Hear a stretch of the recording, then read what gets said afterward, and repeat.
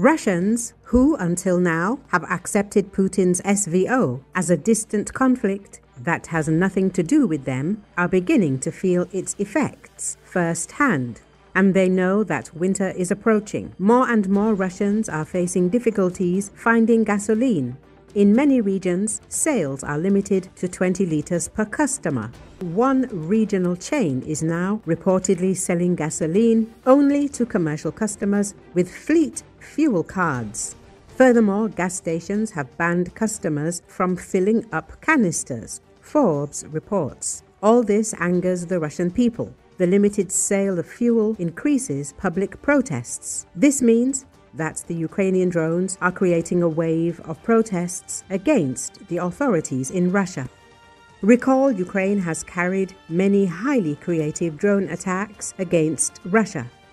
They've even destroyed some of Russia's most valuable warplanes, parked at military bases deep inside Russia.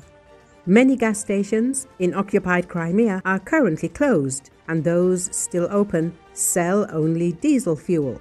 In the Nizhny Novgorod region, school buses are unable to pick up children due to a fuel shortage, although regional authorities deny any disruptions. New shipments of gasoline will arrive in the coming days, enough to meet the population's needs until October the 12th, said Alexei Maslov, head of the Vanino district in Khabarovsk Krai. He attributed the problem to 10-day scheduled maintenance at oil refineries.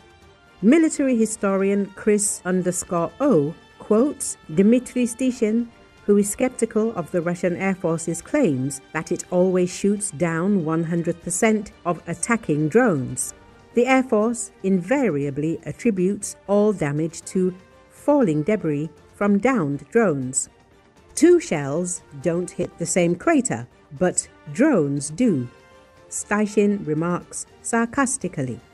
Z Channel 2 Majors claims that the problem of drone attacks will not be solved until a single agency responsible for countering them is established, since currently the Air Force, Army units, Air Defense Forces and local authorities are to blame. Some Russian public groups even cite a popular conspiracy theory that refinery owners are deliberately allowing their facilities to be blown up in order to reduce supplies and raise prices.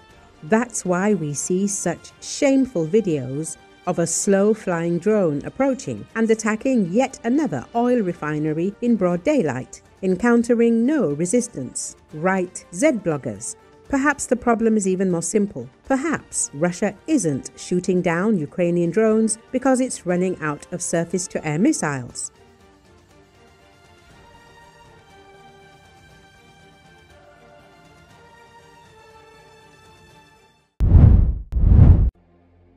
Smoke was seen rising above the sky in Gaza from southern Israel on Tuesday after U.S. President Donald Trump laid out a 20-point peace proposal for the territory.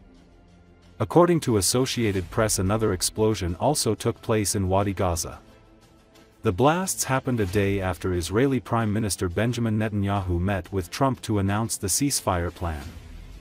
The proposal demands that Hamas effectively surrender and disarm in return for an end to fighting, humanitarian aid for Palestinians and the promise of reconstruction in Gaza, all desperately hoped for by the population in the devastated territory where the death toll in the Israel-Hamas war has topped 66,000 Palestinians, according to Gaza's health ministry.